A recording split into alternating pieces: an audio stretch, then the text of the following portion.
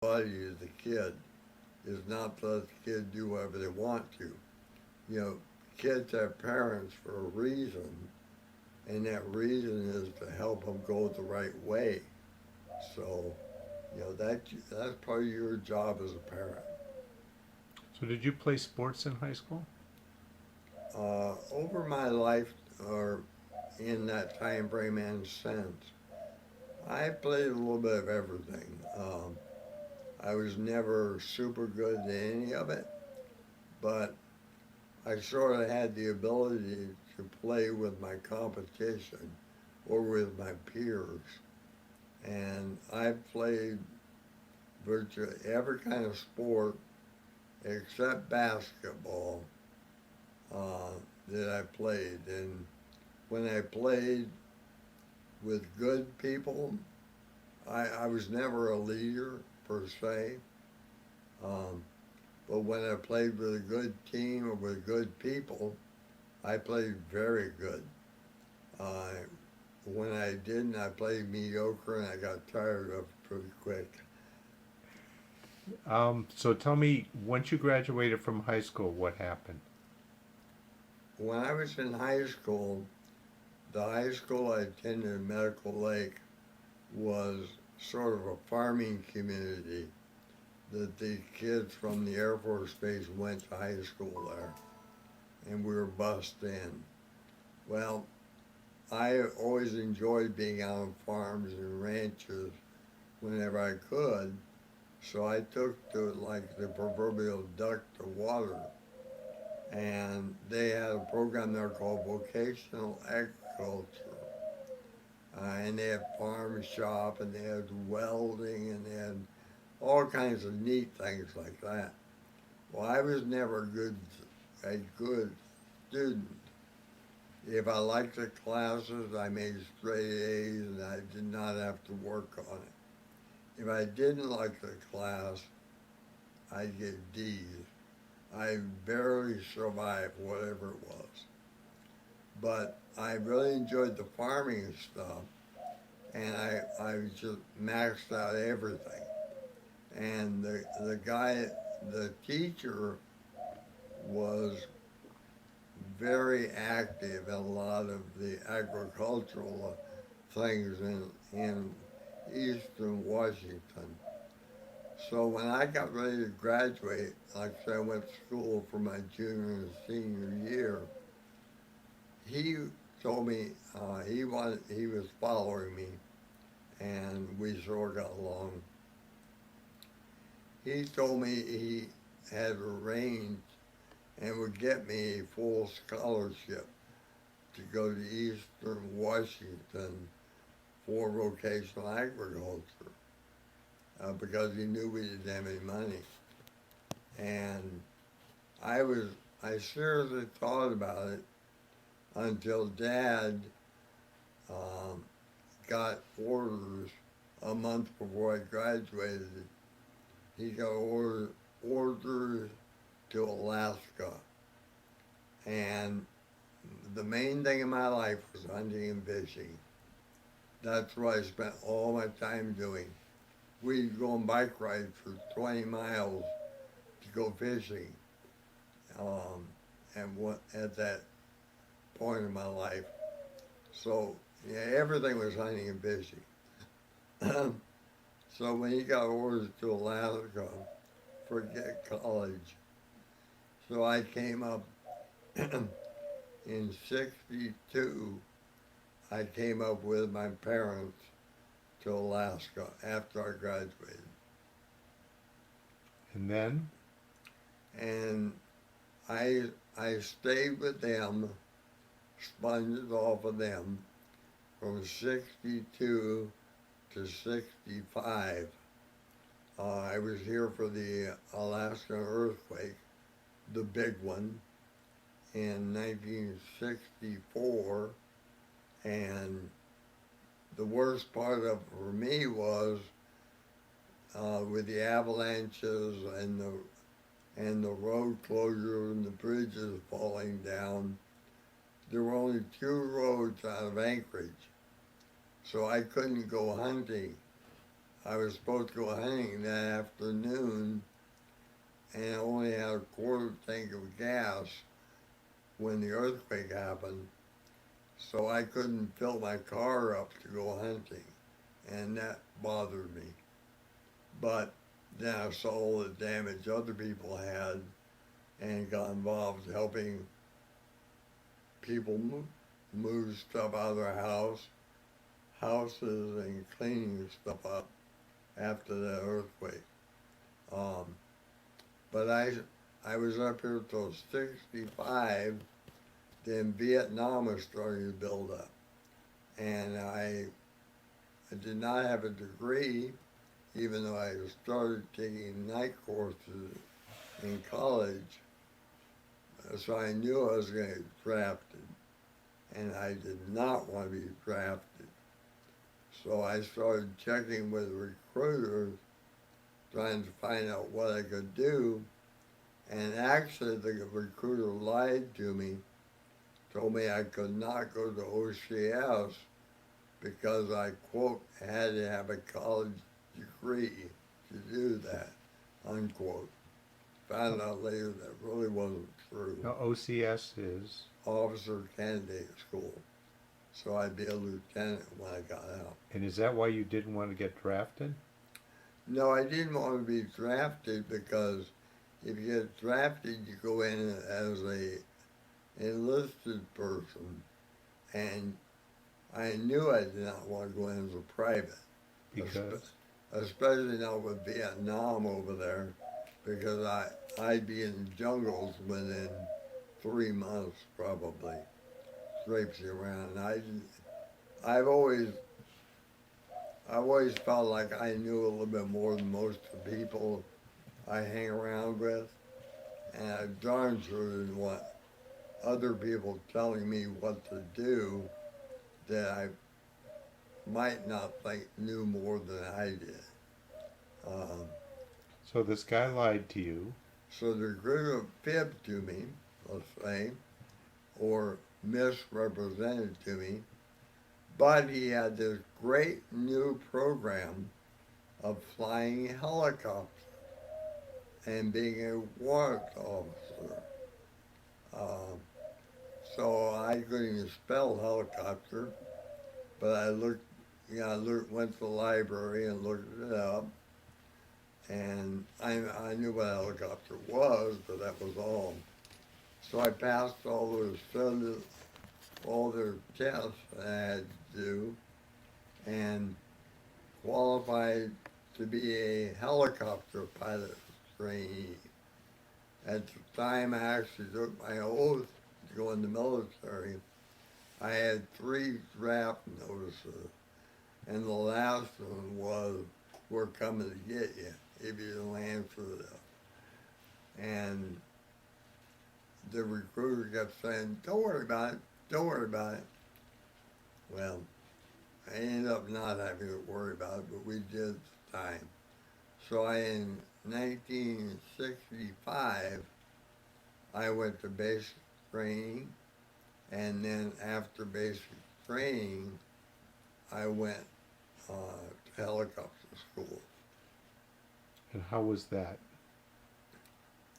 That was a lot of fun. It was pretty challenging. I'd never, I'd flown in a little airplane once or twice, but never in a helicopter. Didn't know anything about them. It was very demanding. It was 5 months training in Texas near Weather. It was in Weatherford, which is near Dallas Fort Worth, and they put you through a 1-month washout period. No training, just pressure on you to try to get everybody out that couldn't take the pressure. And we lost about 30% of our class. How did they do that? What did they do? You were doing studying, but you also had, it was harassment basically. you had to learn how to take care of your equipment, how to take care of you, how to, you had to meet certain standards in dress, decorum, and everything. You were totally in the military life. You weren't allowed to go or do anything else 24 hours a day.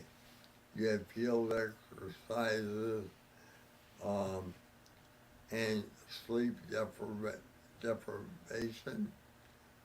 They tried to give you like a maximum 4 to 6 hours a day of sleep. Um, they did anything they could to try to get you upset, and so you quit the program. And like I say, the idea was to get as many of you out as they could. Then, for the next 4 months there, it was a combination of flying, normally flying half a day and schoolwork on flying the other half day.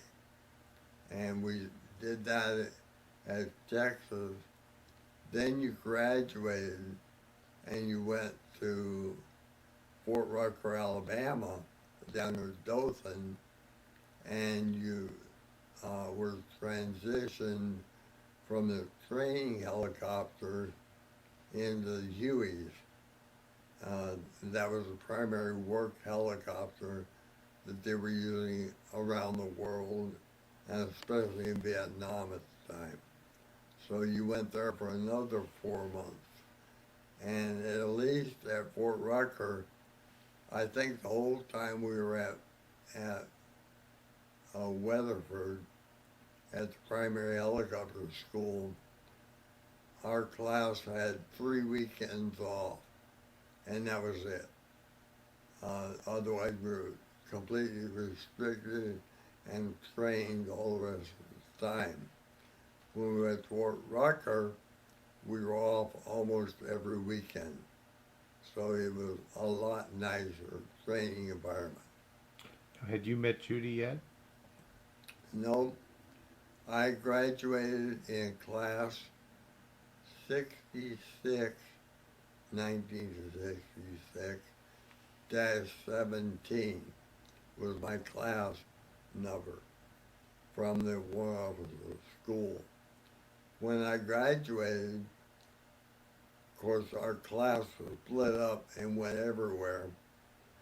I got sent along with, I think, 3 or 4 other guys to Fort Carson, Colorado to help start up a helicopter company. And that was during Vietnam? that was during, oh yeah, Vietnam was going real big time. Had you been there yet? No. I went straight from light training to Fort Carson, where we formed the helicopter company, and we were the first helicopter company to be formed, completely formed in the United States, and then we took all our helicopters and all our equipment to Vietnam as a company. Do you remember what ship you were on? No, we flew. You flew to Vietnam with the helicopters? No, the helicopters went on ship, and we flew on an airplane when we ended up going. But I was at Fort Carson in Colorado Springs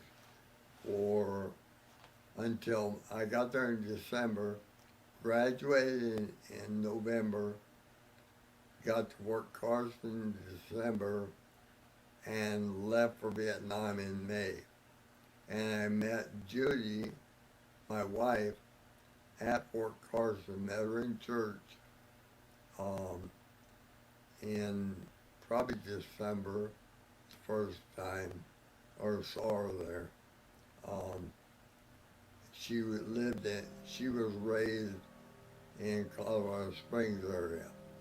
And I met her she was having a lot of fun. She was living with her folks, basically, at that point. And the Air Force Academy was right down the road from Colorado Springs. and she was dating, I'll swear, half the Air Force guys in the academy. There were a bunch of them that came to church there where we went, and she had a very, very busy schedule. When I invited her out, and I was just another guy, and she went out with me, but wanted nothing to do with anything serious. And of course, I didn't either at first, but she was pretty cute. And so I got serious a long time before she did, and her family was on my side. They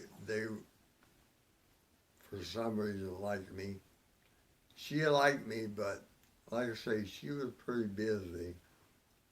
She was at no loss for things to do. She actually, my parents at that point, let's see, my dad had retired, I think, and they were living in Albuquerque, New Mexico. I took her on one or two trips to Albuquerque and to introduce her to my parents, and of course everybody liked her. And on one of those trips I asked her to marry me, and she said no. But I kept working with her family and finally got her to say yes. But I had already had orders to go to Vietnam in less than a month. So we got married 3 weeks before I went to Vietnam. You had known her how long? 3 months, 2 months, 2 months, I think. But we had very similar backgrounds. You know, we had the same beliefs about, you know, how important marriage was if you did it, and same family values and stuff like that, which were very important to both of us. Where did you get married? We got married in Colorado Springs, like I say, 3 weeks before I went to Vietnam the first time. And she actually had a date the day after we got married. I mean, that was on her calendar, and she didn't keep it, but she had it already scheduled, and she had a date the weekend before we got married, a couple of them, I think, actually. So she was a busy girl. So then you took off for Vietnam, and what was your first vision when you got there? I went to Vietnam with this company, and we had already we trained there. We put the company together in Fort Carson, and I have a ton of stories about what happened there.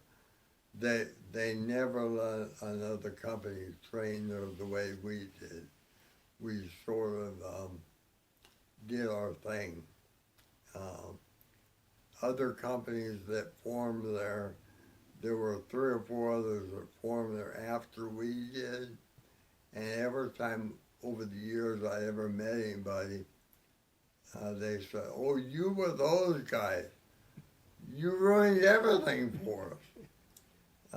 There were 3 or 4 of us that were very comfortable or prior military or very comfortable in the military.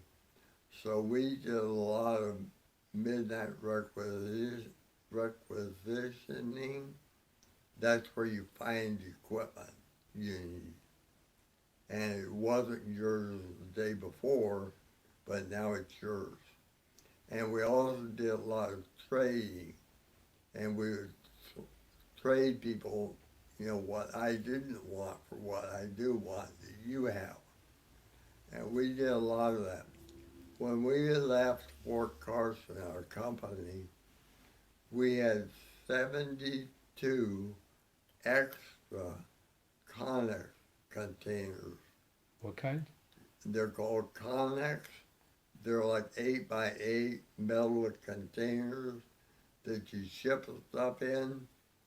Well, we worked with the books, and we had 72 extras. We took lumber to help build things that we might need. We even took the first piano that was in central Vietnam. We bought a piano and took it with us. We had a Connex full of treadle sewing machines. We cleared out Colorado Springs from all the treadle sewing machines.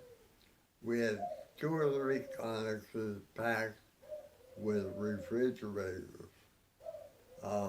We had an extra Jeep we found. We had paint, we had all kinds of stuff.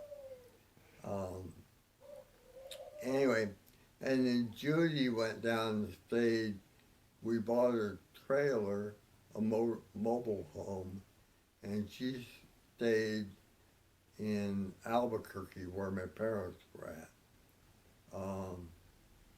But I went over, let's say, with our company to Vietnam and went to Pleiku, Vietnam, Camp Holiday, and that's where I was my first tour.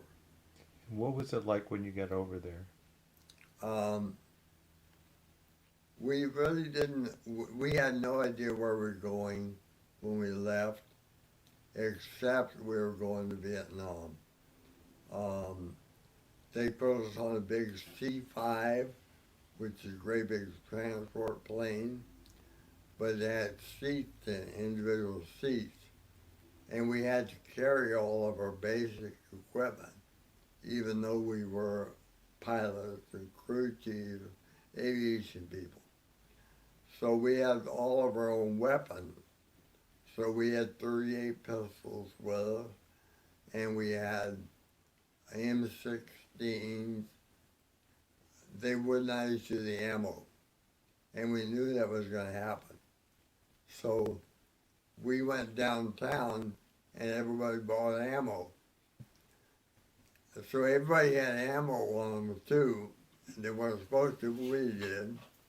And I'll never forget, we flew over and stopped at Japan and then flew to Vietnam. Like I say, we had no idea where we were going in Vietnam. They told us on the airplane right before we landed that welcome to Vietnam, you're going to land in Pleiku, and that's where your company's going to start. Well, when they said we crossed the border of Vietnam, it was hilarious. We're all sitting there in seats, 10 across or something, facing forward, and the commander is sitting in the front seat, and I'm like 3 behind him. And the pilot announced, gentlemen, we are now over the airspace of Vietnam. Everybody started loading their weapons. And all you could hear was this ka-chink, ka-chink, ka-chink. And the commander, you could just see his neck turning red all the way up. And he finally sat there for about a minute or two till the noise dropped down. And then he stood up, turned around and said, no bullets in the chambers. No bullets in the chambers. If you did, get out now. And you heard 2 or 3, but most people didn't chamber them, but they did load them. It was just great.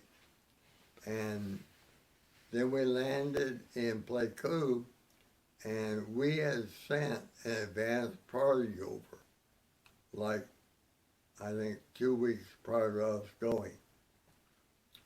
Well, the military camp that we were at did not know we were coming until our advance party got there.